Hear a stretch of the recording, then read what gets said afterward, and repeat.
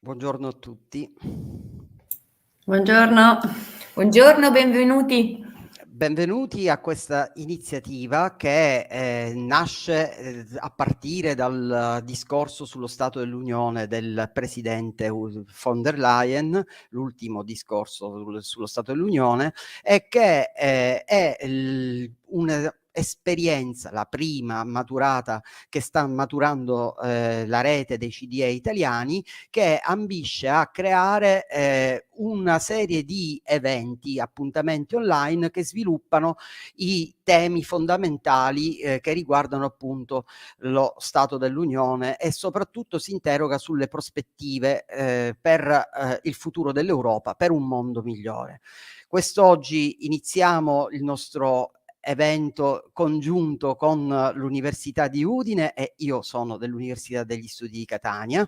È un'iniziativa dei due CDE di Udine e di Catania che presuppone l'inizio di una collaborazione rilevante al di là e al di fuori della rete dei CDE nazionali. Ad aprire questo evento prende ora la parola il professore Sapienza, che è il responsabile accademico della CDE dell'Università degli Studi di Catania. A lei la parola, professore, grazie. Buongiorno a tutti, prendo la parola in realtà solo per un saluto e per esprimere, mi sia consentito, tutta la mia soddisfazione per questa iniziativa ed in particolare per la scelta dell'argomento di oggi, perché mi sono convinto da tempo, e credo di non essere il solo, che il tema della cittadinanza europea sia uno dei temi cruciali per la crescita di una unione sempre più inclusiva.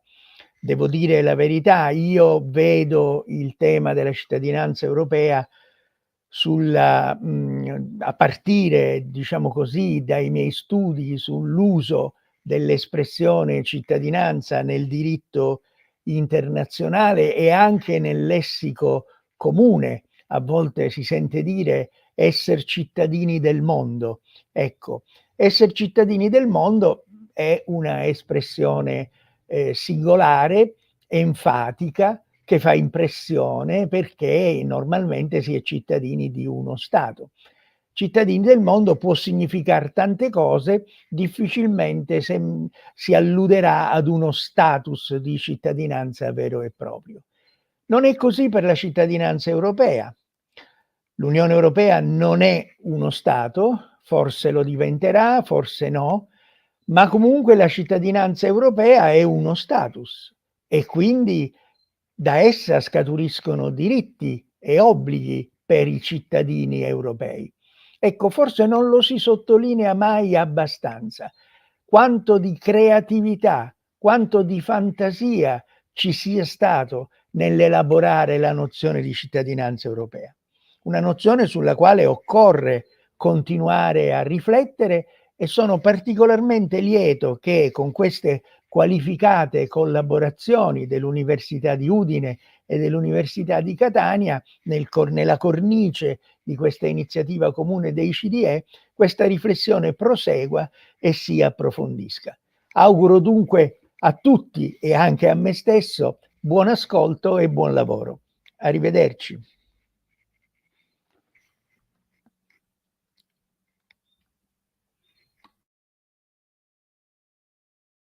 Bene, a questo punto passiamo la parola a Udine per il secondo saluto. Prego, professore. Buongiorno, Claudio Cressati, Università degli Studi di Udine, sono il responsabile scientifico del nostro CDE. Abbiamo aderito con grande entusiasmo alla proposta complessiva dei CDE italiani di realizzare questo tipo di iniziative e in particolare alla proposta specifica del CDE di Catania di concentrare il nostro comune incontro sui temi della cittadinanza europea. Sono 30 anni che il Trattato di Maastricht, firmato nel 92, è entrato in vigore nel 93, ed è il trattato che ha codificato la cittadinanza europea, l'ha portata all'interno del contesto giuridico della nascente Unione, dopo un percorso che aveva visto emergere questo tema già negli anni precedenti. Chiaramente la cittadinanza europea è strettamente connessa alla, diciamo così, upgrading del processo di integrazione. Nel momento in cui da un'integrazione prettamente economica si carica, appunto, a partire dagli inizi degli anni 90, di significati e valenze e finalità politiche specifiche.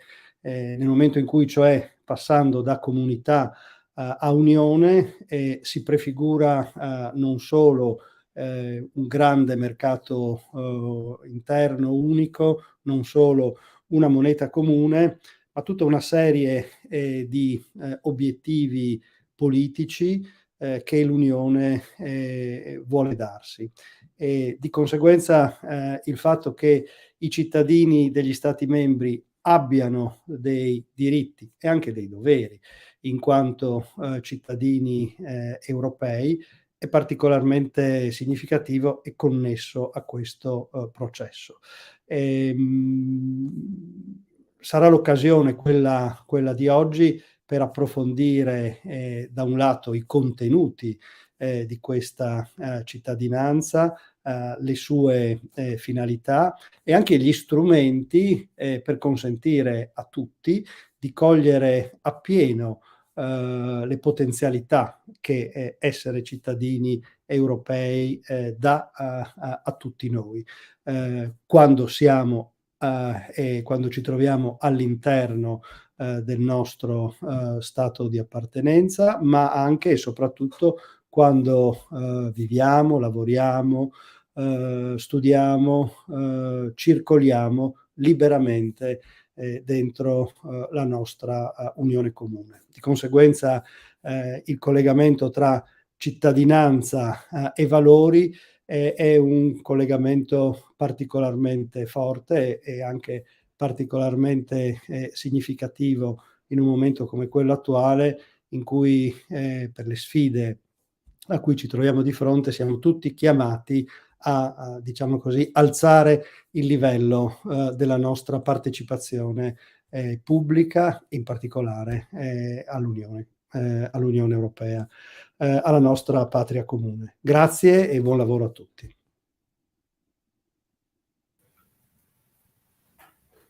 Buongiorno a tutti, benvenuti. Mi chiamo Alessia Cozzi, sono dell'Università di Udine e il mio compito è quello di introdurvi i contenuti della cittadinanza europea. Io e il dottor Caudulo ci siamo in qualche maniera divisi gli argomenti, quindi io cercherò di farvi un'introduzione e lui poi specificherà alcuni contenuti della cittadinanza. Questa mia conversazione con voi è divisa in 3 parti. In una prima parte cercherò di raccontarvi qualcosa della storia della cittadinanza europea. In una seconda parte cercherò di fare un confronto tra la cittadinanza europea e le cittadinanze nazionali e questo serve per raccontarvi quale eco costituzionale in qualche maniera c'è sempre stato dietro l'idea della cittadinanza europea e in una terza parte cercherò di guardare agli andamenti di questa cittadinanza europea per come sono andati nel tempo.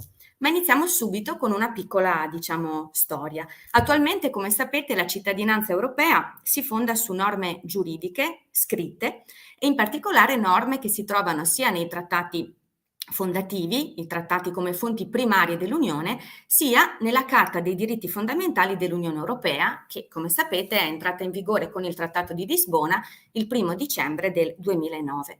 E in particolare la cittadinanza dà un titolo proprio a una delle parti della Carta, il titolo quinto, e si affianca agli altri titoli che si chiamano dignità, libertà, uguaglianza, solidarietà, cittadinanza appunto, giustizia e poi le disposizioni finali. E quindi già capite da questo titolo che la cittadinanza vive normativamente in un tessuto che è fatto in qualche maniera di diritti, e questa costruzione della Carta esprime proprio il legame storico tra cittadinanza e diritti. Se prendiamo la Carta, mi soffermo in particolare su questa, la Carta dei diritti fondamentali dell'Unione Europea, il titolo dedicato alla cittadinanza, al quinto, si compone di 8 articoli che sono riferiti specificamente al cittadino europeo. Dirà meglio di me poi il dottor Caudullo che la cittadinanza europea in effetti nasce come uno status aggiuntivo, complementare rispetto alle cittadinanze nazionali, che quindi offre alcuni diritti in più.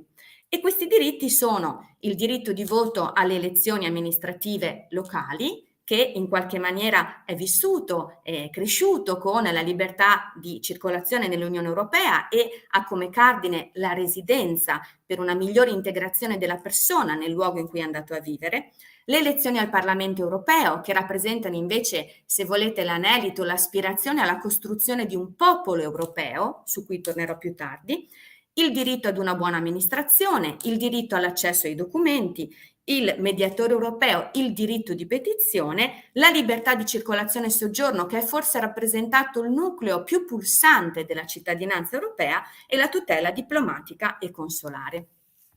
Ma come nasce questa cittadinanza? In realtà la sua storia è antica, perché sin dagli anni 70 si era formata nell'Unione Europea l'idea di un passaporto uniforme, un passaporto comune a tutti i cittadini europei, che fosse un segno di questo stato giuridico particolare dei cittadini all'epoca della comunità. E questo risale al vertice di Parigi del 1974, al rapporto Tinderman del 1975, che parlava già allora dell'Europa dei cittadini, utilizzando questa espressione che poi è rimasta nel tempo, e ancora c'è un progetto di cittadinanza nel progetto di trattato sull'Unione che era stato proposto dal Parlamento europeo nel 1984. Giuridicamente però, come ha già detto il professor Cressati, la cittadinanza nasce col Trattato di Maastricht del 1992, in quello che allora si chiamava il primo pilastro, e nasce, se volete, diciamo in maniera, come dire, fugace, non strutturata. Sembrerebbe, dai lavori del Consiglio europeo che erano a monte di questo trattato, che l'idea della cittadinanza sia stata tirata fuori dal cassetto dal governo spagnolo per riequilibrare in qualche maniera quella che sarebbe stata l'unione economica monetaria, che era una grandissima novità del Trattato di Maastricht e che, secondo una parte degli studiosi, ha in qualche maniera rappresentato uno step fondamentale dell'integrazione europea. Addirittura qualcuno ha detto mutando il suo status da uno status solido ad uno status liquido.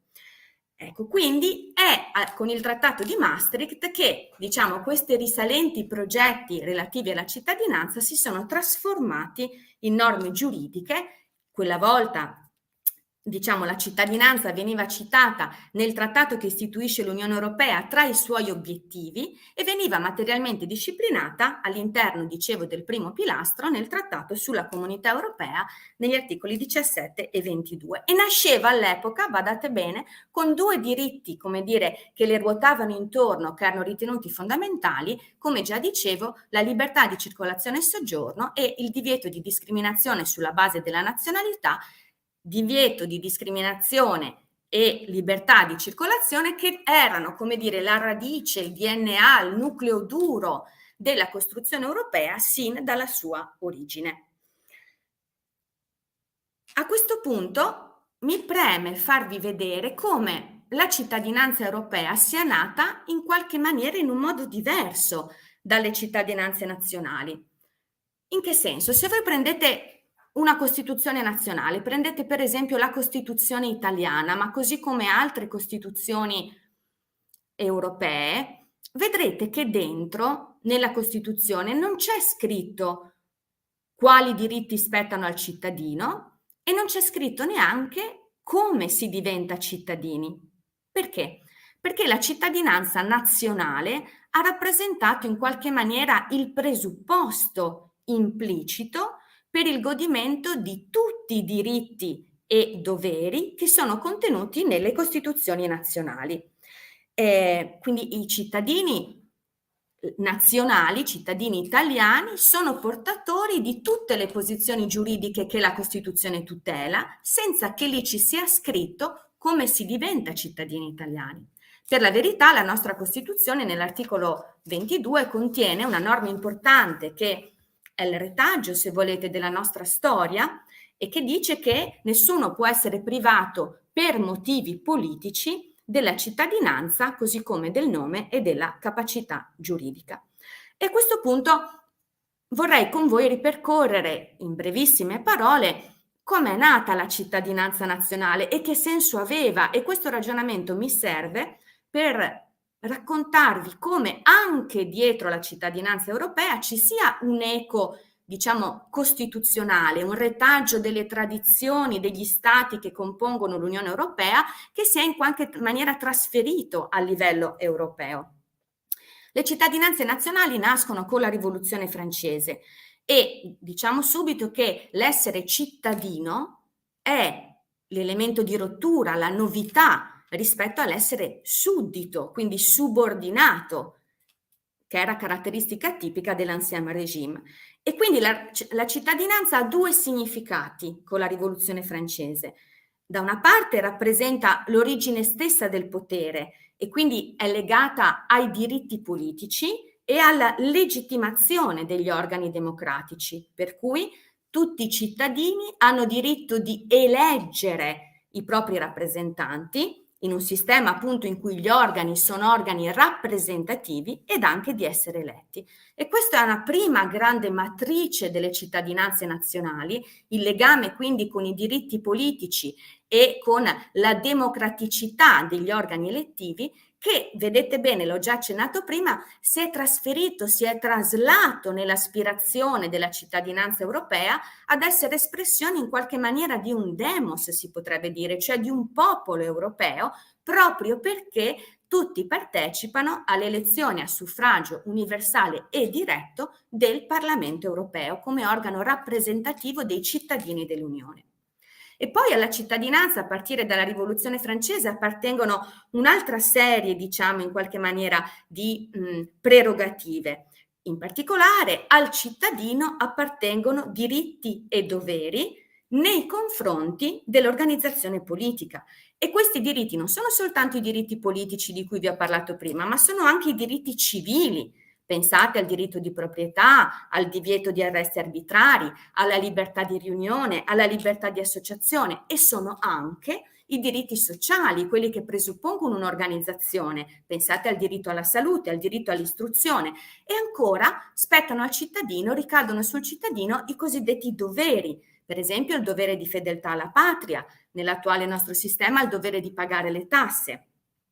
Se voi prendete un saggio molto importante che è stato scritto nel 1976 da Thomas Marshall e che si intitola Cittadinanza e classe sociale, un saggio che è molto citato quando si ragiona della cittadinanza, vedete appunto che lui dice che la cittadinanza nazionale è fondata su questi tre pilastri, diciamo così, i diritti civili, i diritti politici e i diritti sociali, in quanto diritti che presuppongono una determinata organizzazione del potere pubblico.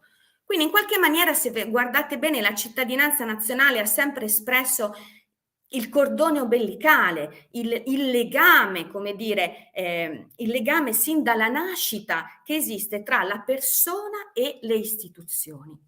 E questo, vi dicevo, risale alla Rivoluzione francese perché l'articolo 1 della Dichiarazione dei diritti dell'uomo e del cittadino del 1789 che cosa ci diceva? Ci diceva che tutti gli uomini nascono liberi ed uguali nei diritti e la cittadinanza all'epoca è stata lo strumento giuridico che ha reso liberi tutti gli uomini, li ha resi liberi abolendo i privilegi, abolendo le corporazioni, li ha trasformati, vi dicevo dall'inizio, da sudditi in cittadini. E questo vi spiega questo inestricabile, irriducibile legame che sussiste proprio tra la cittadinanza e i diritti. Devo anche dirvi, per ampliare un po' questo nostro discorso, che come in tutti i concetti giuridici, le cittadinanze nazionali che portano con sé questo eco di cui vi parlavo, legittimazione politica, costruzione di un demos europeo, tutela dei diritti fondamentali della persona, è un concetto che storicamente in parte è entrato in crisi.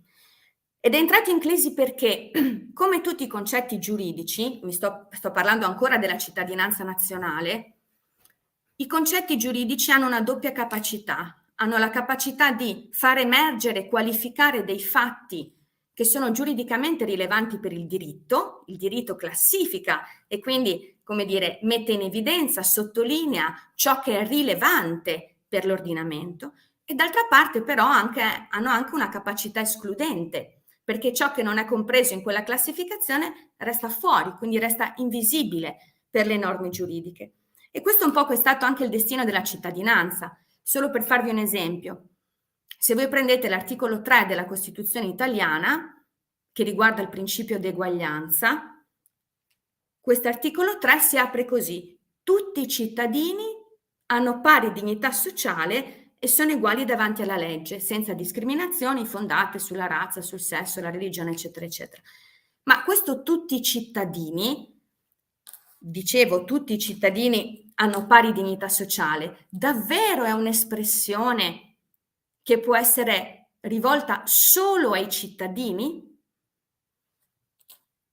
La realtà giuridica ha dimostrato che in realtà quell'espressione tutti i cittadini in luogo di persone è stata scritta perché quando la Costituzione, appunto italiana, è entrata in vigore, come anche altre Costituzioni nazionali, sul retaggio della Rivoluzione francese di cui vi parlavo, all'epoca il concetto di cittadino comprendeva in sé tutta l'eguaglianza possibile, tutta l'eguaglianza pensabile dei diritti e dei doveri scritti nella Costituzione. Ma ben presto ci si è accorti che la pari dignità sociale, così come tutti i diritti che sono scritti nella Costituzione, non potevano spettare soltanto ai cittadini, ma spettavano anche agli stranieri, perlomeno i diritti fondamentali in quanto persone, perché chiudere il nucleo della cittadinanza nazionale solo a coloro che hanno quello status giuridico avrebbe in qualche maniera tradito quella stessa aspirazione originaria al che tutti godessero di diritti e doveri, che si ritrova nella nostra Costituzione negli articoli 2 e 3. E così dal 1967 la Corte Costituzionale ha chiaramente riconosciuto che il principio di eguaglianza nel godimento dei diritti fondamentali spetta a tutte le persone. Questo è per mostrarvi come storicamente i concetti mutano, quindi con la Rivoluzione francese la cittadinanza dava il massimo dei diritti possibili, ma nell'evoluzione storica, anche sulla base dei diritti sovranazionali e della consapevolezza di questi diritti, si è ampliata la nozione al concetto di persone, estendendo quella stessa radice dei diritti che inizialmente era propria della cittadinanza. Ritorno quindi alla cittadinanza europea. Avete già capito in qualche maniera qual è l'eco delle cittadinanze nazionali che si rifletteva e si è riflesso nella cittadinanza europea, un eco che ha fatto sì che la cittadinanza fosse tradizionalmente considerata una dimensione costituzionale dell'Unione Europea, quindi una dimensione della sua trasformazione verso una forma giuridica che non è soltanto internazionale. Queste due eco, le ripeto perché può essere utile, sono state appunto l'aspirazione ad una legittimazione politica alla costruzione di un popolo dell'Unione Europea e dall'altra parte la, come dire, aspirazione a conferire diritti e doveri particolari a coloro che godono appunto dello status di cittadini dell'Unione e che in forza di questo quindi vedono ampliarsi la propria posizione giuridica soggettiva in funzione proprio di questa qualità, di questa appartenenza. E quindi nell'ultima parte di questa mia conversazione con voi vorrei riflettere un poco su come queste norme giuridiche, all'inizio ho citato le norme che oggi sono contenute nella Carta dei diritti fondamentali dell'Unione Europea, prima ancora le norme che erano nel Trattato di Maastricht, in qualche maniera sono state percepite dalla comunità degli studiosi e percepite anche, se volete, dalle persone, perché in fondo lo scopo di questi incontri è raccontare appunto alle persone qual è il nucleo di valori che sta dietro l'Unione Europea. Diciamo che la percezione di quelle norme giuridiche che sono rimaste comunque costanti nel tempo per lungo tempo è mutata in funzione, come diceva il professor Cressati, delle fasi di integrazione dell'Unione Europea. Quando è nata la cittadinanza con Maastricht, certamente c'era un grande anelito alle sue spalle perché fosse strumento che, diciamo, veicolo per l'estensione di diritti. Nel presentare questo appuntamento abbiamo fatto riferimento a delle famose conclusioni di un avvocato generale che si chiama Sir Francis Jacobs, in un caso che riguardava davanti alla Corte di Giustizia dell'Unione Europea la circolazione di un lavoratore, un prestatore di servizi greco, il signor Constantinidis, che si era recato in Germania e che faceva il massaggiatore. Per un sistema di traslitterazione del nome utilizzato dalle autorità tedesche, il nome traslitterato non risultava foneticamente simile al nome originario e quindi è iniziata una controversia che ha portato ad una questione pregiudiziale sottoposta alla Corte di Giustizia. In sostanza il signor Constantinidis rivendicava una corretta traslitterazione del suo nome, ma nessuna norma del diritto delle comunità all'epoca garantiva in qualche maniera l'identità del nome. Sir Francis Jacobs in queste sue conclusioni, argomentando certamente sulla base della libertà di circolazione dei servizi, aveva detto però qualcosa di più. Aveva detto che la cittadinanza, che badate bene non era ancora in vigore, perché questa controversia e le conclusioni risalgono al 1991, avrebbe definito lo stato fondamentale della persona che circolava, non più soltanto lavoratore, ma persona, e aveva definito questo stato come l'espressione civis europeus sum, affinché chiunque, quando circola tra gli Stati membri, avesse la coscienza e la consapevolezza di un nucleo comune di valori su cui sapeva di poter contare in ogni Stato dell'Unione Europea. E quindi la cittadinanza è nata con questo anelito, questa aspirazione ai diritti, che poi ha trovato conferma anche negli anni successivi, in tutti gli anni 90, nei primi anni 2000, anche sulla base di una giurisprudenza della Corte di Giustizia che, come diceva il professor Sapienza, ha fatto fiorire queste norme giuridiche. Sulla base delle norme della cittadinanza sono stati riconosciuti i diritti a cittadini che circolavano non più appunto in quanto lavoratori, o in quanto economicamente indipendenti perché dotati di un'assicurazione sanitaria, ma proprio in quanto cittadini.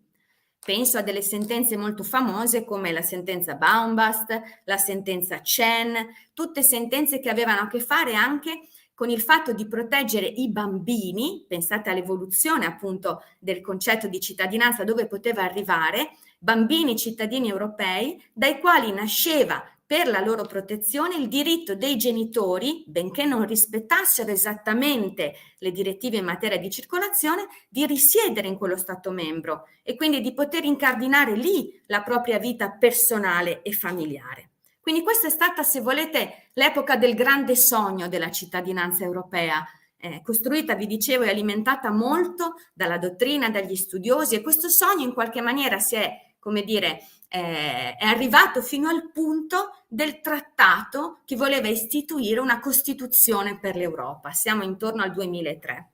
Poi, come sapete, questo sogno però si è consumato perché questo trattato che voleva istituire una Costituzione per l'Europa non è mai entrato in vigore per effetto di 2 referendum contrari della Francia e dell'Olanda e quindi si è assistito ad una fase in qualche maniera di chiusura. Per vero, la grande, come dire, novità, perché mai nulla va perduto, diciamo, nell'esperienza dell'integrazione europea, è stata che la Carta dei diritti fondamentali dell'Unione Europea è entrata in vigore con il Trattato di Lisbona del 2009 e il Trattato di Lisbona porta con sé molte delle disposizioni che erano previste nel trattato che istituiva una Costituzione per l'Europa. Quindi in qualche misura una traccia ben evidente di quella fase c'è nelle norme giuridiche attuali. Ma un altro momento di chiusura dell'esperienza europea è stato quello degli anni della crisi economica, che tutti ricorderete, 2008-2012, in cui le istituzioni europee sono state percepite soprattutto, oltre ad essersi veramente comportate, come le promotrici di forme di austerità, si è detto, e quindi di politiche di chiusura che in qualche maniera sacrificavano i diritti, in particolare i diritti sociali, a livello costituzionale. E quindi, diciamo, da questa fase di speranza si è passati ad una fase, se volete, di disillusione, per cui alcuni studiosi hanno parlato della cittadinanza europea come una misura, hanno detto, inducente. In che senso? Che induceva un sogno che in realtà non si è realizzato. È proprio vero questo? Siamo partiti dal fatto di dire che queste norme, che sono rimaste invariate nel tempo, dal Trattato di Lisbona 2009 a oggi, le norme sulla cittadinanza sono le stesse. Ecco, queste norme risentono dell'andamento del contesto. E in che momento siamo in questo contesto? Forse, ma questo lo dirà meglio il dottor Caudulo dopo di me, siamo in un momento in cui il sogno costituzionale o comunque il sogno europeo ha ricominciato a correre. E sulla base di questo anche le norme sulla cittadinanza europea sono destinate ad avere nuova vita e a costituire un nucleo di valori comuni su cui l'Unione sa che può contare. Vi ringrazio e passo la parola al dottor Caudullo. Grazie alla professoressa Cozzi che ci ha delineato un percorso storico ma anche attualissimo, ma soprattutto ha messo in evidenza, prima di passarmi la parola e permettermi quindi di affrontare il core del tema di questo giorno, la cittadinanza, i principi e i valori dell'Unione Europea, la professoressa Cozzi ha sottolineato appunto che le norme risentono del cambiamento del contesto, ed è su questo che io intendo sviluppare il mio ragionamento. E apro questo mio intervento, che tratta appunto il tema della cittadinanza, dei suoi principi e dei valori, a partire però da alcune considerazioni preliminari che riguardano in generale l'Unione Europea. E da questo punto di vista seguirò un approccio storico, non definirò un percorso storico, dal momento che io condivido questa considerazione, questa idea, come sosteneva Gilles Deleuze in un'intervista rilasciata negli anni 90, la storia ci aiuta a comprendere il senso di ciò che non siamo più, o meglio ancora di ciò da cui ci siamo allontanati per essere oggi diversamente. Ebbene, per quanto riguarda l'Unione Europea, l'allontanamento deve essere inteso nei termini della maturazione di una volontà di superare l'assolutismo neoliberista del mercato e della finanza, il non essere oggi dell'Unione Europea solo ed esclusivamente un'area di libero scambio, una free trade zone al pari come erano negli anni 90 il NAFTA o il Mercosur, non essere un global competitor spietato che si contende con altri attori il controllo dei flussi nel contesto della globalizzazione, di una globalizzazione predatoria, ma neanche il Moloch del risanamento finanziario che esige il sacrificio dell'austerità. Per comprendere ancora meglio il senso di questo allontanamento e soprattutto per ragionare in maniera più efficace su cosa significa essere oggi cittadini europei, che cos'è l'Europa oggi in questo momento e cosa intende essere, vorrei ricorrere ad una citazione. Vorrei citare un grande filosofo e giurista, Pietro Barcellona, e soprattutto fare riferimento a delle sue preoccupazioni che oggi comunque non hanno consistenza, lo premetto, ed è anche una sorta di mio tributo personale a 10 anni dalla sua scomparsa. Nel suo Individuo della comunità, Pietro Barcellona, vedo un attimo il testo così ve lo leggo direttamente, scriveva: non possiamo parlare di sfera politica che è stata costruita con categorie che sono figlie dell'idea ottocentesca di Stato e di individui, mentre siamo di fronte a fenomeni e processi che mettono in crisi la rappresentazione dello Stato come punto di unificazione nazionale. Questo processo non è il tradimento della modernità, ma il suo compimento. Stiamo sperimentando la manifestazione piena della potenza del dispositivo moderno, un dispositivo individualizzante che dissolve il legame sociale e che nega ogni forma di rilevanza dello spazio simbolico collettivo e dello spazio pubblico in generale. In queste righe era espressa appunto una preoccupazione più che legittima in quel periodo, stiamo parlando di uno scritto di 23 anni fa, che era legata alle dinamiche di un processo, la globalizzazione, che oggi è ben diverso, ha tutt'altro tipo di caratteristiche e corso. È una citazione che può sembrare anacronistica, ma che a mio avviso ha il merito di, come dire, ha il merito di rilevare le mancanze del tempo, cioè la dissoluzione e mancanza del legame sociale e negazione che veniva avvertita 23 anni fa da chi era critico rispetto al processo di costruzione dell'Europa e metteva anche in discussione un certo tipo di essere, di prodursi della cittadinanza, la mancanza di uno spazio simbolico generale e quindi cogliere il senso nel nostro tempo dell'effettiva mutazione dell'Unione Europea, una mutazione determinante ai fini della comprensione della cittadinanza e dei valori sui quali si fonda. Una mutazione delle criticità di questo inizio del terzo millennio che hanno riguardato l'Unione Europea e che sono state troppo spesso affrontate nei termini dell'eccezione dell'emergenza. In una gestione del rischio, io penso alla Risikogesellschaft, la società del rischio così come era stata teorizzata da Ulrich Beck, che ci intrappolava in un eterno presente e che imponeva una sorta di tirannia della contingenza, annullando la programmazione del futuro. Ebbene, a 23 anni di distanza da queste preoccupazioni e soprattutto dopo l'esperienza dell'emergenza pandemica globale del Covid-19, che io considero un importante spartiacque, e nell'attualità, non dimentichiamolo, del conflitto russo-ucraino, ritengo che l'Unione abbia impresso una nuova direzione al suo corso e che si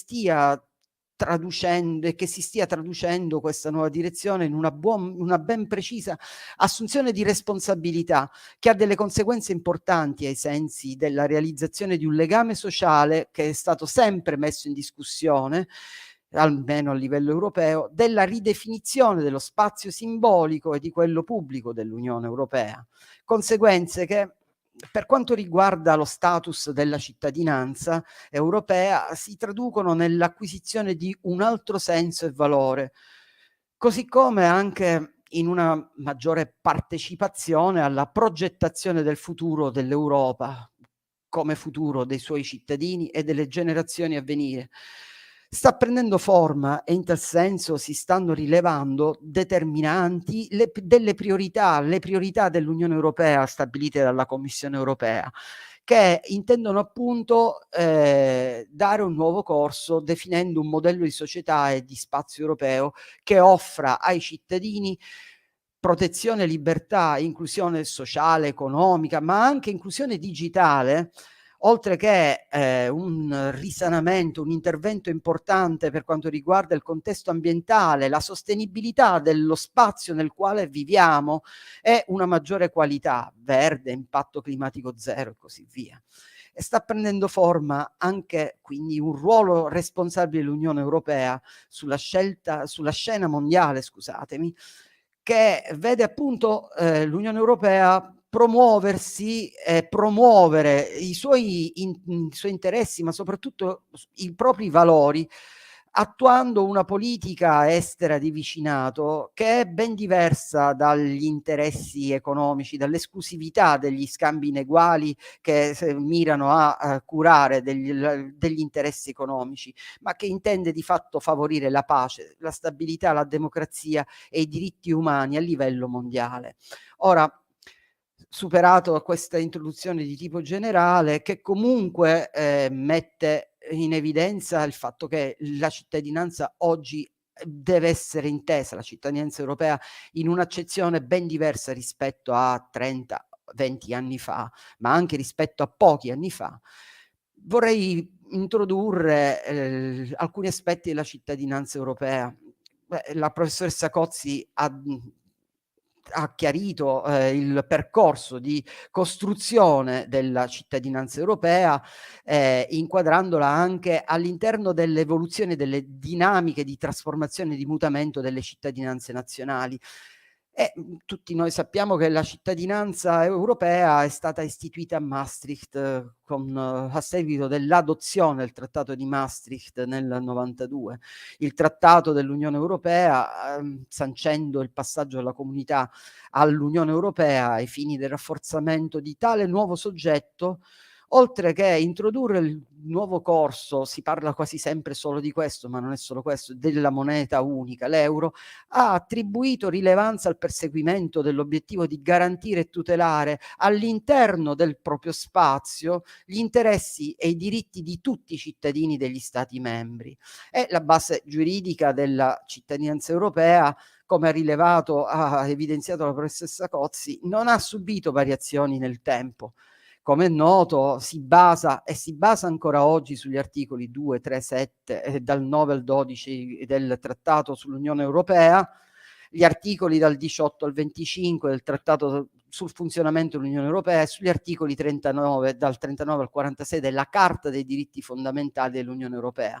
Si tratta di articoli, lo dico in generale, ma poi entro nel merito di una riflessione molto personale, che appunto, come è noto, garantiscono il diritto alla libertà di circolazione, il diritto di soggiorno sul territorio degli Stati membri, quindi al di fuori dello spazio statale nazionale, il diritto di voto attivo e passivo sia alle elezioni per i rappresentanti del Parlamento europeo, sia alle elezioni comunali nello Stato membro di residenza, e alle stesse condizioni, questo è un aspetto importante, dei cittadini di tale Stato negli Stati terzi, qualora non ci siano rappresentanze diplomatiche del proprio Stato, il diritto ad avere una tutela, una protezione diplomatica e consolare da parte di uno degli Stati membri dell'Unione Europea. E poi ancora il diritto di petizione al Parlamento europeo, di rivolgersi al mediatore europeo,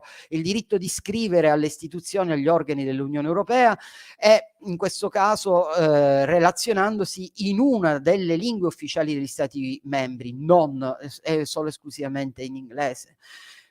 Il diritto di accedere ai documenti, questo è un altro aspetto importante, prodotti dal Parlamento europeo, così come dal Consiglio e dalla Commissione. Ma la caratteristica principale della cittadinanza europea, così come è stata posta in essere, è il suo essere in tutto e per tutto complementare, o forse più correttamente uno status complementare, status appunto, della cittadinanza dello Stato membro. E in quanto tale ritengo opportuno aggiungere uno status che conferisce una sua specifica valenza internazionale, e ricorro a questo termine internazionale, non sovranazionale, all'essere cittadini. Ricorro all'aggettivo internazionale, lo chiarisco, creando volutamente un distinguo dall'aggettivo sovranazionale, che a lungo è stato utilizzato, si è fatto ricorso in un'accezione delegittimante. Sovranazionale è anche parte sostanziale di un lessico, a mio avviso, concedetemelo, inattuale, perché qualifica l'appartenenza o comunque l'esito di una storia recente che appunto riguarda dinamiche superate, una storia dalla quale noi cittadini, e anche se solo di recente, ci siamo allontanati. E l'internazionalità della cittadinanza europea evidenzia la peculiarità dell'essere senza il presupposto di un unico popolo, ma anche su questo possiamo discutere, perché poi sono i popoli europei, lo status riferito a uno spazio politico europeo dal quale scaturiscono diritti e doveri. Questa caratteristica, che come dire, può sembrare ambigua dal momento che segna una cesura rispetto a una concezione moderna, tradizionale della cittadinanza, e che ancora oggi è viva all'interno delle specificità dei singoli Stati membri, fa sì che l'Unione Europea sia sostanziata da cittadini che non condividono la stessa nazionalità, e mi pare che ciò abbia una valenza emancipatrice. Nella misura in cui si pone una relazione di complementarietà alla cittadinanza dei suoi stati membri, la cittadinanza europea si esprime nella sua qualità di status internazionale, dove fra gli stati, finalizzata all'integrazione e al rafforzamento concreto della solidarietà e dei legami tra i membri dell'Unione Europea, e allo stesso tempo a una effettiva emancipazione dei cittadini europei, che corrisponde al superamento dei limiti dello Stato e ad un loro essere quindi cittadini al di là dello Stato. Se la cittadinanza nazionale è la condizione imprescindibile per l'attribuzione, come ben sappiamo, della cittadinanza europea, i diritti e gli obblighi che gli individui acquisiscono in virtù del loro essere cittadini europei non solo sono riconosciuti e hanno senso e valore in tutta l'Unione Europea, ma, ed è questo il senso dell'essere al di là dello Stato nazionale, del proprio Stato del quale siamo cittadini, non possono essere in alcun modo limitati o considerati in virtù della cittadinanza nazionale. In questo senso la grande novità del nostro tempo è quello che sta finalmente emergendo un valore simbolico dello spazio europeo, cioè proprio il simbolico nell'accezione del termine greco, appunto del verbo greco syumballo, cioè creare un collegamento, creare, mettere in essere una relazione che non presuppone l'omogeneità di fatto impossibile di un popolo europeo. E ciò non significa che nella sua affermazione non possa esistere un demos europeo. Una delle critiche del passato è sempre stato quello: stiamo costruendo un'Europa senza demos. Ma un demos europeo che di fatto è la relazione dei popoli europei, è l'incontro ed è l'integrazione dei cittadini, delle realtà che nell'insieme danno forma e animano, sostanziano questa Europa. Incontro e reazione che è inclusività nell'eterogeneità e che predispone quindi questa Unione Europea ad un essere il proprio spazio, i propri confini, ad un rimodellamento che segna l'allontanamento fondamentale da una storia, non dimentichiamolo, di nazionalismi, di colonialismo, imperialismo, di conflittualità esiziali che l'Unione Europea di fatto sta ripudiando, e da questo punto di vista appunto entrano in gioco quelli che sono i valori europei, valori condivisi dall'Europa e che contribuiscono a definire questo nuovo corso che prende forma e che sta creando i presupposti per rendere possibile il futuro, anche perché il futuro, più che costruirlo, deve essere prima di tutto reso possibile. E quindi entro nel merito della questione degli European values, dei valori europei, che sono anche essi l'esito di un percorso tortuoso, perché dal fallimento della Costituzione europea, dopo il no nel 2007 ai referendum per la ratifica in Francia e nei Paesi Bassi, i valori europei sono entrati nella nostra vita e sono divenuti nostri riferimenti ufficiali con il trattato dell'Unione Europea, con la Carta dei diritti fondamentali proclamata, cioè con la Carta dei diritti fondamentali, e il trattato sull'Unione Europea, che nella sua versione consolidata al titolo primo, quello che sono le sue disposizioni comuni, all'articolo 2 recita: l'Unione si fonda sui valori del rispetto, della dignità umana, della libertà, della democrazia, dell'uguaglianza, dello Stato di diritto e del rispetto dei diritti umani, compresi i diritti delle persone appartenenti a minoranze. Questi valori sono comuni agli Stati europei in una società caratterizzata dal pluralismo, non dalla discriminazione, dalla tolleranza, dalla giustizia, dalla solidarietà e dalla parità tra uomini e donne. E questo praticamente si ricollega a ciò che avevo cercato di mettere in evidenza in precedenza, a questo carattere appunto eterogeneo e allo stesso tempo al valore di internazionalità della costruzione dell'Europa, dell'essere cittadini dell'Europa e anche avere a riferimento dei valori europei che sono definiti al Trattato di Lisbona e che trattato che rimarca con fermezza il loro essere fondamenta dell'essere cittadini europei. Vediamo, questi valori sono la base di un impegno, sono il presupposto del riconoscimento, del rispetto di valori fondamentali quali la dignità umana, la libertà, l'uguaglianza e la democrazia, lo Stato di diritto, i diritti umani, ma anche del valore della democrazia. Riconoscimento di valori che sono fatti valere anche nelle diversità e nella diversità non solo delle minoranze, ma minoranze voglio dire culturali eccetera, ma in un'accezione più ampia nel rispetto a tutte le minoranze possibili, valori che sono pertanto, come dire, basilari per la realizzazione di una società europea giusta, tollerante e solidale. È un modello di società europea che sta prendendo forma, che non è che è praticamente appunto una società improntata su questi valori che vorrei vedere, anche se velocemente, nel loro particolare.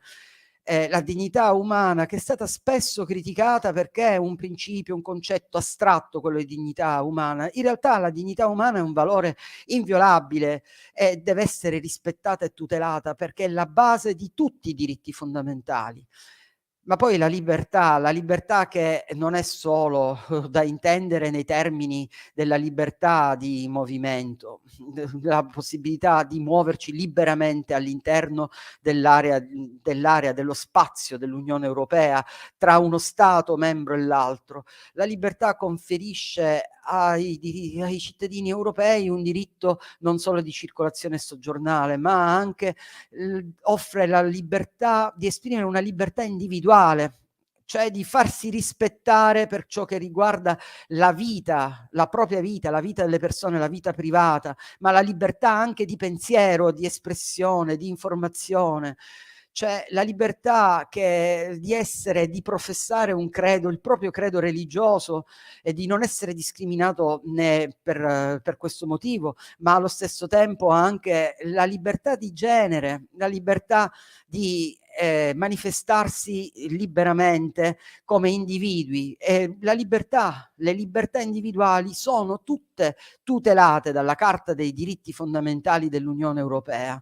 Ma poi un altro valore è il valore della democrazia, che è imprescindibile per l'Unione Europea anch'esso, tant'è che la democrazia è il funzionamento, è l'essenza dell'Unione Europea. L'Unione Europea si fonda su una democrazia rappresentativa, imprescindibile. I cittadini europei, grazie alla democrazia, possono godere in maniera automatica di diritti politici che fanno sì, appunto, come sappiamo e recitano gli articoli, che ogni cittadino adulto dell'Unione Europea abbia il diritto di eleggibilità, di voto, non solo alle elezioni al Parlamento Europeo, ma anche a quelle comunali, eccetera. E poi ancora il valore dell'uguaglianza, retaggio di una storia che ha tratteggiato molto bene la professoressa Cozzi. L'uguaglianza attribuisce a tutti i cittadini, senza alcuna eccezione, gli stessi diritti davanti alla legge, che non è una cosa affatto scontata oggi. Così come attribuisce la parità tra uomo e donna. Uguaglianza significa appunto non discriminare, garantire pari opportunità, ma ancora garantire l'integrazione, ed è imprescindibile l'uguaglianza per la realizzazione e l'attuazione di tutte le politiche europee. È applicata in ogni settore, in ogni settore. Uguaglianza che in origine nel 1957 col Trattato di Roma era pensata principalmente come principio della parità di retribuzione per lo stesso lavoro, e uguaglianza che aveva anche permesso, nel momento in cui i gastarbeiter andavano a lavorare in Germania da un paese dell'allora CE, di comunque essere riconosciuti uguali e di godere di uguali diritti. Ma io non voglio sottrarre molto tempo a questo evento e inizio a stringere, anche perché devo accelerare e poi lasciare la parola alla dottoressa Catalini. Ancora, lo Stato di diritto che significa? Cioè, l'Unione Europea si fonda sullo Stato di diritto. Il valore dello Stato di diritto è fondamentale, dal momento che tutti i poteri dell'Unione Europea derivano da trattati che sono sottoscritti in maniera libera e democratica dai paesi che si riconoscono nell'Unione Europea e che fanno parte, che sono soggetti attivi e soggetti partecipanti al processo di costruzione, che è un processo in fieri, non concluso, dell'Unione Europea. Quindi lo Stato di diritto come diritto alla giustizia, cioè la giustizia che significa essere tutelati da una magistratura indipendente. I paesi europei, sappiamo, i paesi dell'Unione Europea hanno conferito alla Corte di Giustizia dell'Unione Europea proprio la competenza di pronunciarsi in maniera definitiva, e tutti devono rispettare le sentenze emesse, sentenze che rispettano e attuano lo Stato di diritto, e in ultimo i diritti umani in un'accezione come valore che non è quel chi dice l'umanità di retaggio schmittiano, che molto spesso diventa il presupposto per essere ingerente rispetto agli altri, rispetto e nel nome dell'interesse particolare. In realtà i valori dei diritti umani nell'accezione attuale dell'Unione Europea sono diritti riconosciuti dalla Carta dei diritti fondamentali dell'Unione Europea, e in modo particolare questa carta riconosce il diritto a non subire discriminazioni che abbiano quindi un fondamento razziale, etnico, sessuale, religioso, ma così come anche discriminazione è anche essere messo, relegato fuori dalla partecipazione, da ogni possibilità di godere di diritti, ma anche di essere in virtù di disabilità o in ragione delle convinzioni personali, dell'orientamento sessuale. E poi ancora il diritto alla protezione dei dati personali, che è un altro aspetto fondamentale che deve essere considerato nel quadro attuale dei diritti umani, e il diritto all'accesso alla giustizia.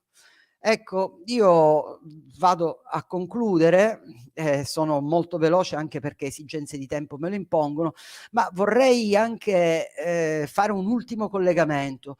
Questi valori, che sono importanti, determinanti, perché sostanziano non solo l'Unione Europea nella sua volontà d'essere, nella costruzione e nella definizione del suo futuro, ma anche perché sono i valori a cui fanno riferimento i cittadini dell'Unione Europea, e quindi a livello locale i cittadini, ogni singolo cittadino dei Paesi membri. Sono valori che trovano la loro concretizzazione anche e il loro rispetto anche nell'attuazione, non mi stancherò mai di dirlo, l'ho detto in più occasioni, delle 6 priorità che la Commissione Europea ha stabilito, che a mio avviso vanno oltre il limite temporale del 2024, e che sono nello specifico, le accenno soltanto: il Green Deal europeo, un'Europa pronta per il digitale, un'economia al servizio delle persone, un'economia più forte nel mondo, la promozione dello stile di vita europeo e un nuovo slancio per la democrazia europea. Sono tutti principi, priorità che comunque riflettono e tengono in considerazione in maniera ferma i valori europei, gli European values. Ma allo stesso tempo questi valori europei sono quei valori che hanno fatto sì che abbiamo sposato anche gli obiettivi per uno sviluppo sostenibile, gli obiettivi di uno sviluppo sostenibile mondiale, e non sono solo valori della sostenibilità nostra, della sostenibilità europea o della sostenibilità dei cittadini dell'Unione Europea, ma sono valori che guidano nel nostro relazionarci al di fuori dello spazio europeo nel mondo, e quindi a creare i presupposti per affrontare in maniera responsabile tutte quelle che sono le criticità che caratterizzano e che stanno penalizzando il nostro modo di esistere e insistere nel mondo.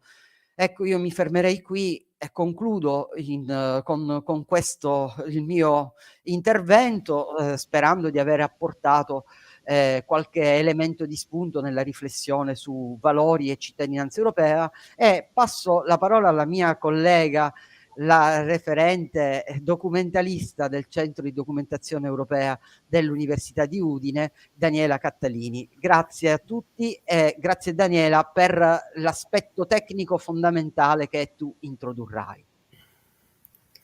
Eccomi qua, buongiorno a tutti, benvenuti. Grazie alla professoressa Cozzi, al dottor Caudullo per aver veramente parlato e esplicato la questione in maniera semplice e anche proprio immediata, anche per me che non sono proprio, sono di un background non proprio giuridico. Quale sarà il mio compito? Quello proprio di introdurvi, di accompagnarvi alla documentazione, agli strumenti che ci permettono di verificare. Io sono cittadina italiana, sono cittadina europea e adesso vedremo proprio quali sono le fonti primarie, quali sono gli articoli, come l'Unione Europea dà l'accesso a queste informazioni. Ci sono banche dati e ci sono portali veramente aperti, e parlo proprio di accesso. Proprio perché l'accesso è sempre stato alle documentazioni una priorità della Commissione e dell'Unione Europea, l'accesso ai documenti. Adesso tra un po' introduco un PowerPoint, ma non è che vi annoierò per diversi minuti col PowerPoint, andremo sul campo, cioè verificheremo veramente dove questi strumenti, proprio navigando in internet. Un attimo che presento il materiale. Condividerò lo schermo. Ecco qui, spero che ci sia. Ditemi se vedete tutto. Ok, adesso io parto con un PowerPoint. Documenti e strumenti sulla cittadinanza europea. Ditemi se vedete tutto. Prima, un attimo brevemente, proprio la politica di informazione della UE. Cosa significa proprio? Che l'Unione Europea ha sempre voluto nella politica mettere la comunicazione al servizio dei cittadini. Significa che deve essere trasparente, il diritto di accesso deve essere per tutti. C'è un regolamento in atto, anche nell'articolo 15 del Trattato sul funzionamento dell'Unione Europea, proprio i cittadini e residenti dell'Unione Europea hanno il diritto di accedere. E non solo, anche dopo, nel 2016, con l'introduzione della Carta dei diritti fondamentali dell'Unione Europea, ritorna il diritto di accedere ai documenti delle istituzioni da parte di ogni persona fisica o giuridica che risiede o abbia la sede sociale in uno Stato membro. Questo un po' proprio per introdurre l'argomento, e vediamo dopo, ho fatto una piccola slide riassuntiva proprio di sintesi sugli articoli di riferimento che sono all'interno dei trattati, delle fonti primarie dell'Unione Europea. L'articolo 9 del Trattato dell'Unione Europea, ma non solo, vedremo che ci saranno anche altri articoli di riferimento. Ho riportato qui l'articolo 20, ma lo vedremo poi nella banca dati, Trattato sul funzionamento dell'Unione Europea, che istituisce la cittadinanza dell'Unione Europea. Proprio abbiamo sentito col Trattato di Maastricht nel 1992 si istituisce la cittadinanza. Per la prima volta fa parte la cittadinanza dell'Unione. Sono diventata anch'io cittadina europea. Negli articoli della Carta dei diritti fondamentali abbiamo diversi articoli, proprio dal 39-46, ripeto un po' anche cose che ha già indicato sia la professoressa Cozzi che il dottor Caudullo, proprio articoli sulla cittadinanza. Quindi adesso andiamo a verificare, abbiamo dei portali, il portale Europa EU, e vedremo, eccolo qui, europa.eu, basta che inserite in qualsiasi browser e vi apparirà questa pagina. E giustamente la porta di accesso all'Unione Europea. Perché? Attraverso queste pagine, questi tab sui principi, sulle istituzioni, sulle priorità, sulla vita all'interno della UE, anche abbiamo news, eventi collegati, possiamo proprio entrare a conoscere nella documentazione, e non solo, ci sono tutte le correlazioni con i link agli strumenti, alle banche dati o ad altre pagine che ampliano proprio l'argomento. Quindi vediamo che nei principi, paese e storia troviamo i principi e valori, quindi troviamo gli obiettivi dei lavori. Torniamo all'accesso delle informazioni. Già negli obiettivi e valori vedete che abbiamo le informazioni relative quindi alla promozione della pace, del benessere, le libertà, quindi c'è una lista sugli obiettivi e sui valori, quindi già detti: dignità umana, libertà, democrazia, uguaglianza, Stato di diritto e diritti umani. Avremo anche qui in queste pagine di Europa EU, tutti i link che vi correggono ai documenti. Torno al tab principale e sotto istituzioni, diritto e bilancio troveremo anche la parte del diritto. Infatti partirò con lo strumento principale, che è Eurolex, la banca dati, che vi fa proprio all'interno tutta la legislazione, l'accesso principale alla legislazione europea. Un'altra cosa anche vi faccio notare, che sempre nei siti dell'Unione Europea dicono come essere sicuri, proprio come essere sicuri che questa fonte è un sito dell'Unione Europea. Qui vedete che qualsiasi dominio europa.eu vi porta a essere proprio una qualcosa di ufficiale, e anche considerando che sono documentalista e bibliotecaria, se dovete fare una tesi, se dovete esprimere una sitografia, Europa.eu è un sito ufficiale, quindi è importante che venga anche nominato, ed siamo sicuri su queste informazioni, non ci sono fake news, sono informazioni fattive e reali. Andiamo quindi in questo tab, possiamo nel diritto verificare, quindi nell'accesso alla legislazione. Parto da qui, proprio da questa banca dati, che è Eurolex, in italiano ho detto anche all'inglese Eurolex, il diritto dell'Unione Europea, e vediamo cosa ci porta. Qual è questo strumento? È lo strumento principale, ma fondamentale per verificare tutte le fonti primarie, ma non solo. Clicco abbiamo sulla pagina principale la Gazzetta Ufficiale, quindi la Gazzetta di tutto quello che viene emanato dall'Unione Europea, da tutte le istituzioni collegate. Abbiamo una ricerca rapida, ma diciamo che quello che vi porto un po', vi accompagno a verificare nei trattati e nella sintesi della legislazione, uno strumento un po' che proprio fa una sintesi di vari argomenti per avvicinarsi proprio in maniera un po' più non proprio particolare, ma un po' più generale, agli articoli principali che ci introducono cittadinanza, valori. Volevo farvi vedere che nei trattati possiamo trovare proprio tutti i trattati attualmente in vigore. Abbiamo infatti qui il trattato, come si parlava, dell'Unione Europea, del funzionamento, che istituisce la comunità, e la Carta dei diritti fondamentali dell'Unione Europea. Abbiamo anche, mi sembra, ha citato il dottor Caudullo, questa versione consolidata. Vi spiego un attimino cosa significa, perché anch'io la prima volta dico: ma cosa sarà questo consolidamento dei trattati?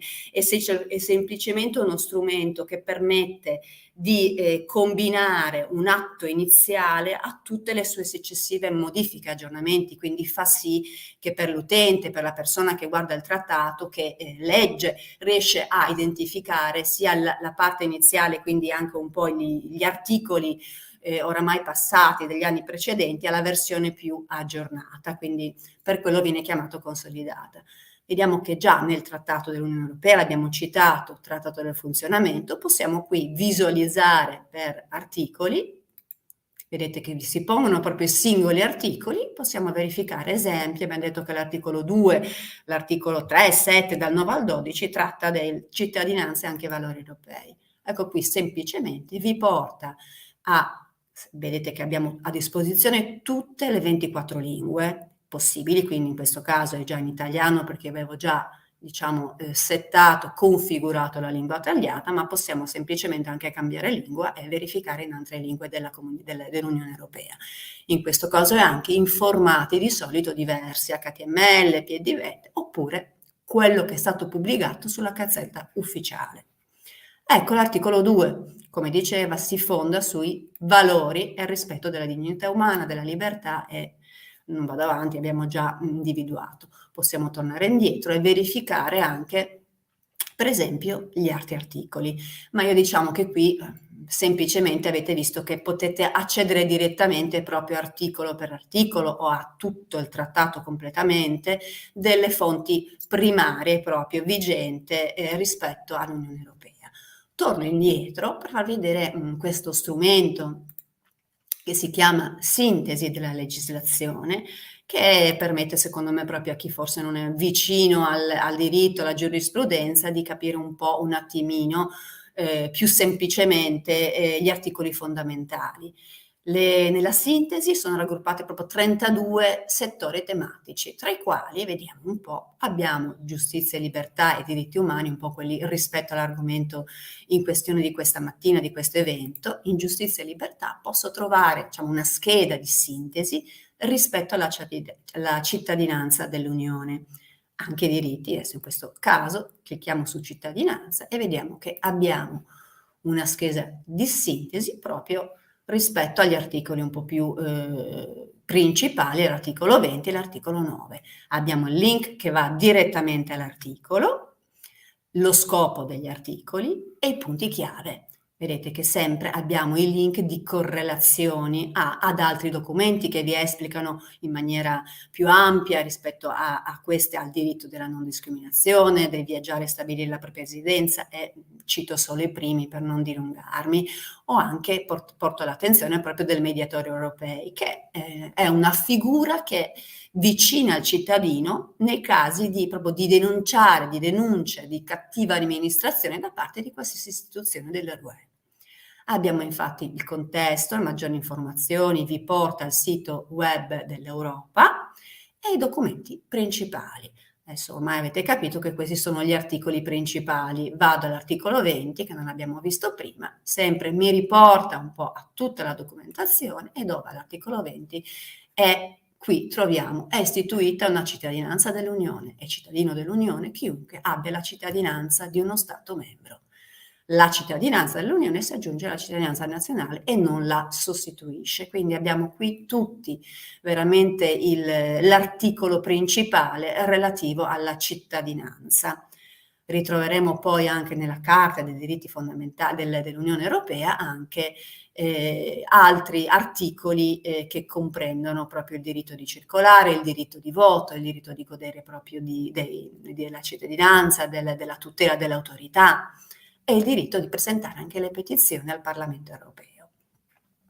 Quindi abbiamo visto un po' come la sintesi ci aiuta, vedete, a ritrovare un po' le cose principali, ma abbiamo anche altri strumenti un po' più forse ampi. Sapete che comunque Eurolex, e sicuramente qui trovate tutto il possibile che è stato proprio pubblicato e anche le sentenze della Corte di Giustizia Europea. Trovate tutti la documentazione necessaria nelle diverse lingue e anche con le informazioni relative al documento, nel senso, esempio, se clicco sul documento mi dice chi è l'autore, quindi proprio vi dà una trasparenza ampia, completa, anche su ogni singolo documento. Torno alla mia presentazione, ecco qui, quindi dal portale EU abbiamo visto un po' che possiamo trovare le informazioni e tutti i link ad altri strumenti principali.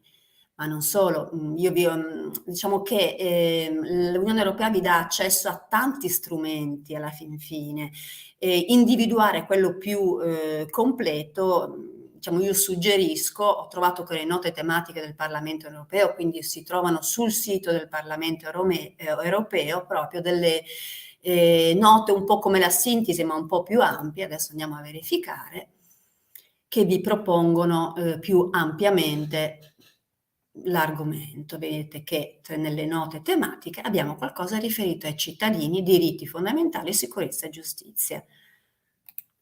Ecco, qui è proprio un po' ampliando e commentando gli articoli, troviamo tutte le informazioni proprio su diritti individuali e collettivi, cittadini dell'Unione e i loro diritti, la protezione dei valori dell'articolo 2, che ne abbiamo parlato prima, la libera circolazione e il diritto di petizione. Adesso vi indico brevemente le cose in passaggio, non posso fermarmi molto, e l'importante è individuare almeno un portale o qualche strumento dove possiate veramente con curiosità verificare la normativa, ma non solo, anche le basi giuridiche e l'obiettivo del diritto della UE.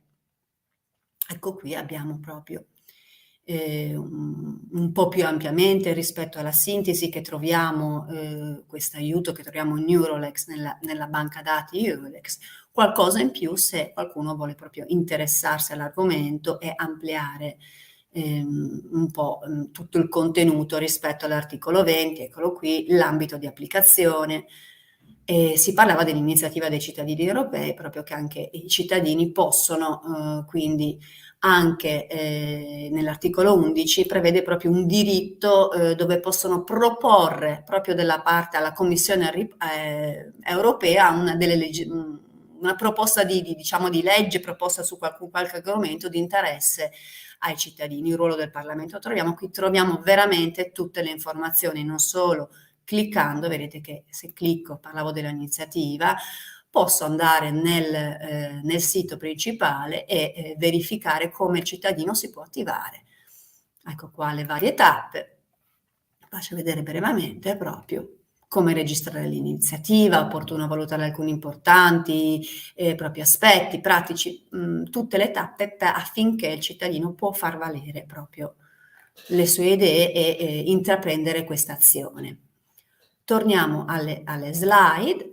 Quindi abbiamo visto un po' la politica di informazione, il portale Europa EU che vi porta a determinata documentazione, le note tematiche che sono all'interno del sito del Parlamento europeo e la banca dati Eurolex, che è l'accesso gratuito al diritto dell'Unione Europea, e volevo introdurvi anche alla banca dati, detta Curia, ma è la Corte di Giustizia dell'Unione Europea, che è proprio l'autorità che assicura il rispetto del diritto. Quindi adesso verifichiamo direttamente, ecco qui, Corte di Giustizia, troviamo le informazioni sull'istituzione con la presentazione generale, quindi proprio controlla la legittimità, vigila sull'osservanza degli Stati membri e interpreta il diritto dell'Unione.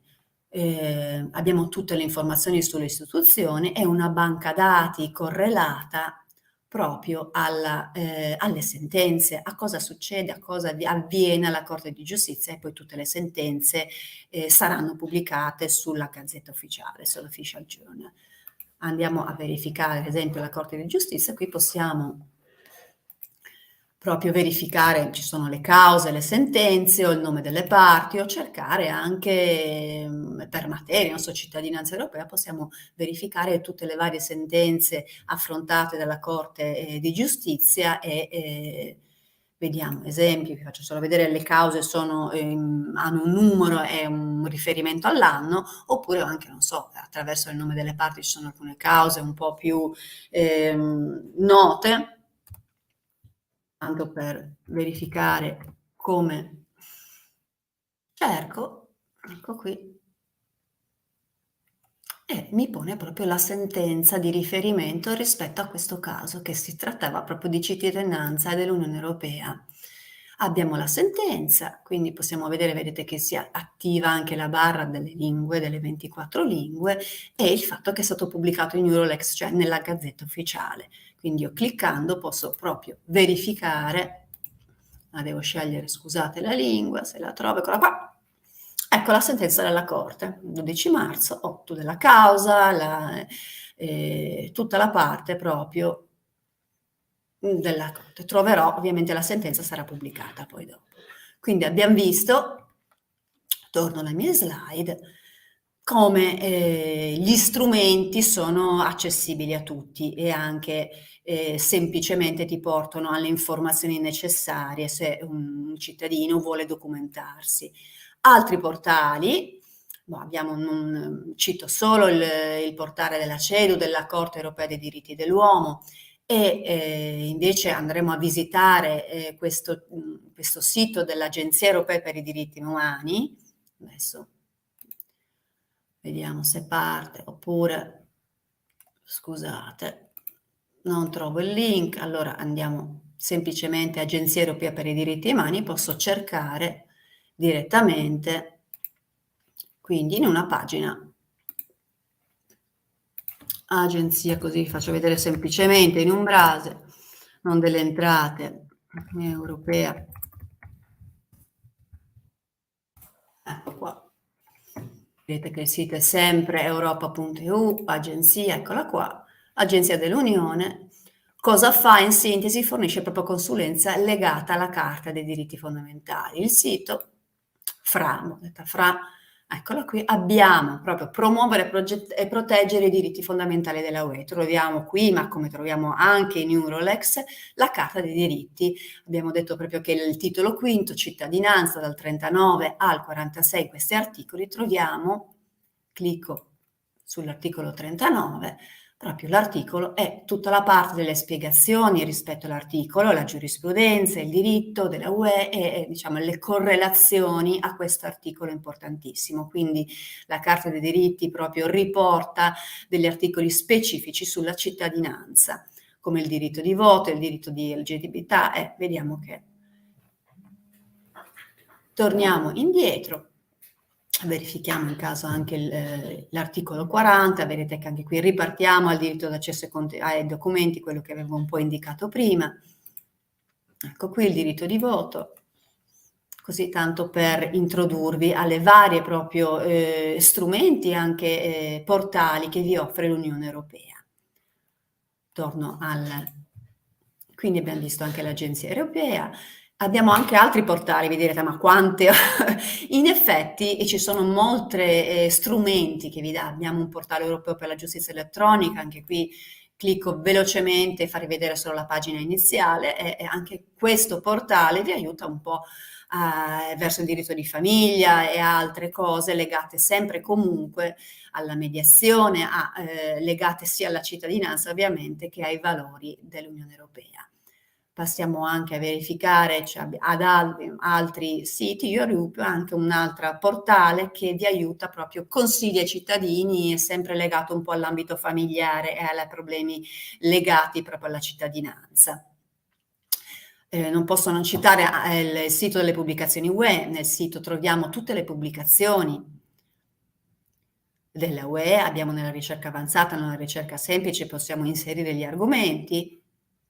Vedete che e troviamo anche una parte dedicata anche generale sul funzionamento dell'Unione Europea e anche materiale didattico, soprattutto per le scuole, dalle scuole primarie alle scuole secondarie, inferiori e superiori, un angolo proprio dedicato agli studenti con tutto il materiale possibile e immaginabile. Vi ricordo che i centri di documentazione europea come Europe Direct hanno la possibilità di fornirvi questo materiale.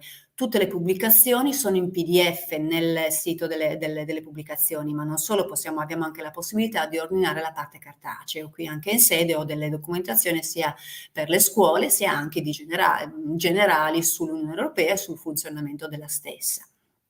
Ed in materia didattico ce ne sono moltissime, c'è un European Corner proprio dove si può trovare altro materiale.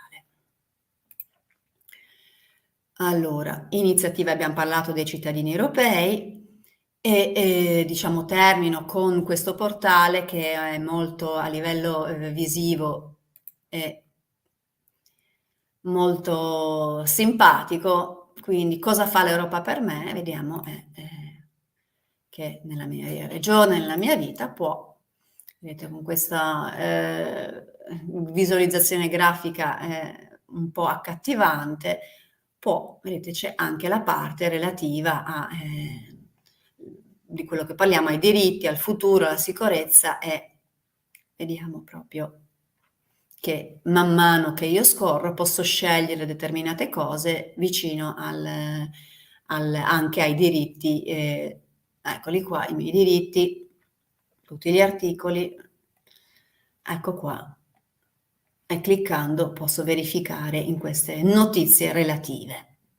A questo punto non voglio dilungarmi di più, ho presentato un po' ovviamente le cose principali relative agli strumenti e ovviamente siamo a disposizione qui come centro di documentazione, penso sia quello di Catania che è legato all'Università degli Studi di Udine, a qualsiasi informazione proprio sull'Unione Europea. Concludo proprio con il sito del CDE italiano. Qui troverete ulteriori informazioni, chi siamo tutti i centri in Italia, troverete anche il regolamento, la documentazione, le attività della rete, dove all'interno proprio dei progetti, iniziative della rete, vedete che ci sono gli incontri, Stato dell'Unione, quali prospettive per un mondo migliore. Diciamo la locandina rispetto a tutti gli eventi che ci saranno adesso anche i prossimi in giugno e poi si concluderanno a novembre, ottobre, novembre, dicembre altri eventi legati allo Stato dell'Unione da altri CDE italiani. Abbiamo tutte le registrazioni degli eventi, quindi ci sarà tra breve anche la nostra e i prossimi, per vedere, scusate, scorro, avremo il prossimo dell'Punto Europa di Forlì e poi del Molise in giugno e poi dopo la pausa un po' estiva, ottobre-novembre. Non solo, avete anche qui, anche nel centro, le attività della rete, anche le banche dati, c'è anche qualcosa di informazioni sulle banche dati. A questo punto io penso che ho sviluppato brevemente, ma vi ho dato un po' l'idea come si può tranquillamente accedere a tutta la documentazione fornita dall'Unione Europea e anche i portali che vi proprio accompagnano a conoscere gli articoli, ma non solo, anche tutto quello che è disponibile per il cittadino europeo. Interrompo la condivisione, torniamo in sala e concludiamo questa... Ecco qui.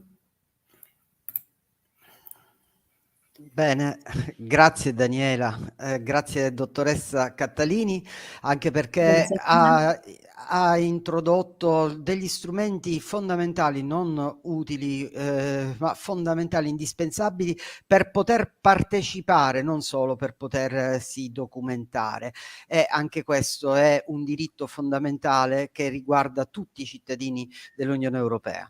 Io personalmente, se non ci sono domande, sebbene abbiamo un tempo molto esiguo, mi avvierei a concludere e vorrei che concludessimo tutti insieme collettivamente. Sono contento e io ringrazio personalmente la professoressa Cozzi con la quale abbiamo interagito e pensato questa staffetta e questa articolazione che può sembrare un po' bizzarra, ma che ritengo abbia cercato, e spero che ci siamo riusciti, di delineare un percorso e di introdurre alcuni aspetti, perché non si possono introdurre tutti gli aspetti che riguardano i valori e la cittadinanza europea. Io ringrazio i nostri referenti accademici, il professor Claudio Cressati dell'Università di Udine e il professor Sapienza per il supporto e il sostegno a questa iniziativa e a tante altre che individualmente sviluppiamo.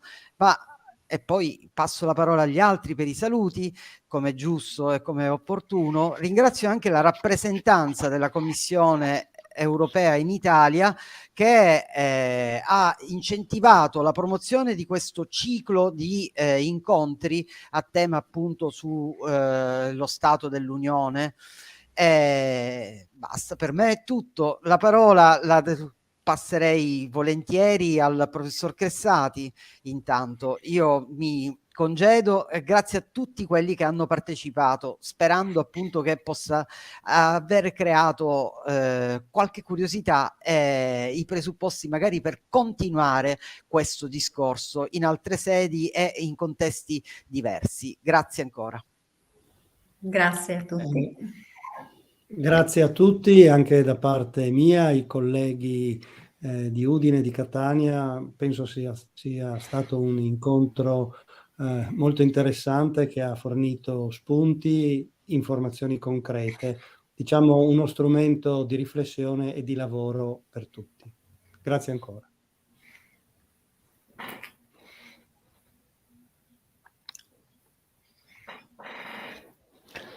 Sì, pare anche a me che tutto sia andato per il meglio. Mi complimento con i relatori, saluto i colleghi e alla prossima, come si dice. Arrivederci.